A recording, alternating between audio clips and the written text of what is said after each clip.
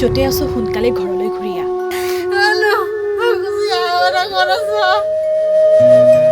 বৰ কষ্ট হৈছে আমাৰ।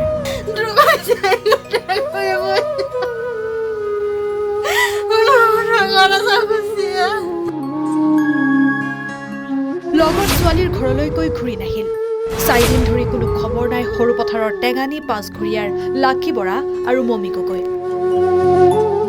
ক'ত হেৰাল লাকী আৰু মমী? ঘূৰ নিদ্ৰাত বৰপথাৰ আৰক্ষী। হাহাকাৰ পৰিয়ালৰ।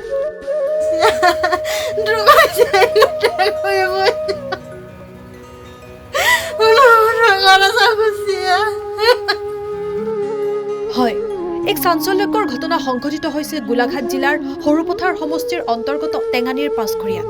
জানিব পৰা মতে যোৱা 28 জুলাইত বান্ধৱী মমী গগৈৰ ঘৰলৈ ফুৰিবলৈ যাওঁ বুলি কৈ ঘৰৰ পৰা ওলাই গৈছিল লাকী বৰা আৰু তাৰ পিছৰে পৰা মমীৰ লগতে লাকীও সন্ধানহীন হৈ আছে।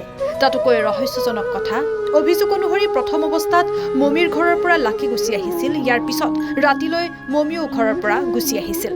ক'ত গ'ল দুয়োগৰাকী বান্ধৱী সেয়া সম্পূৰ্ণ এতিয়া ৰহস্যৰ আৱৰ্তন।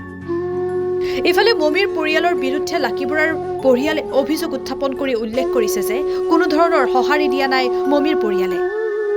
ফোন কৰিলেও ব্লক কৰি থয় মমীৰ পৰিয়ালে, যাৰ পৰিপ্ৰেক্ষিতত সমগ্ৰ ঘটনাক লৈ ৰহস্যৰ গোন্ধ পাইছে লাকীৰ পৰিয়ালে। ক'লে যাওঁ বুলি কৈ গৈছিলে? কোনে মানে লগৰ ছোৱালীজনীৰ ঘৰত আছিলেগৈ। লগৰ ছোৱালীজনীয়ে আকৌ থ'লেহি, থৈ পিনি আকৌ লগতে লৈ গুচি গ'লগৈ ঘৰলৈ।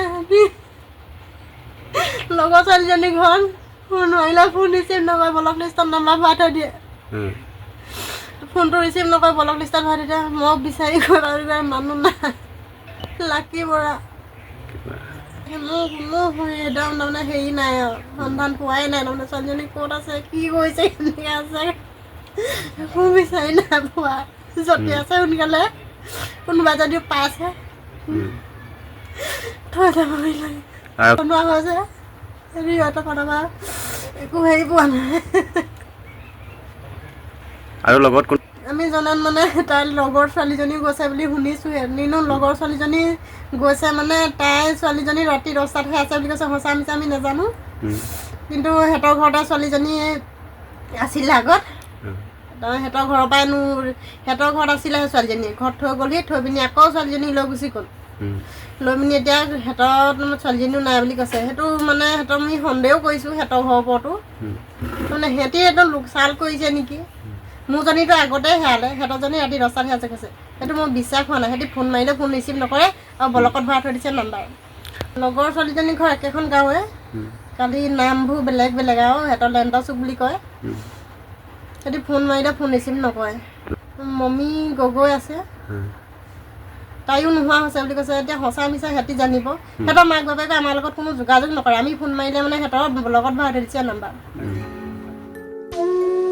আনহাতে সমগ্ৰ ঘটনাক লৈ সৰুপথাৰ আৰক্ষী থানাত এজাহাৰ দাখিল কৰা হৈছে যদিও কোনো ধৰণৰ কাণসাৰ দিয়া নাই আৰক্ষীয়ে, যাৰ পৰিপ্ৰেক্ষিতত অসহায় লাকী বৰাৰ পৰিয়ালৰ আহ্বান, যদি কোনো সদায় হয় লোকে ছাত্ৰীগৰাকীৰ সন্ধান পায় তেনেহ'লে খবৰ দিয়ক 9101382545 আৰু 6003226781 নম্বৰত।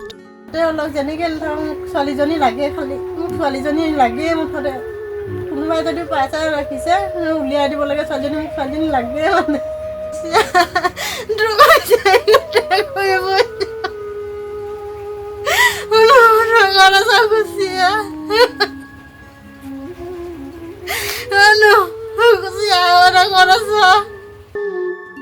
যাহক পৰিয়ালৰ লগতে অঞ্চলবাসীৰ আশা সুশৰীৰে নিজৰ নিজৰ ঘৰলৈ উভতি আহক লাকী আৰু মমী।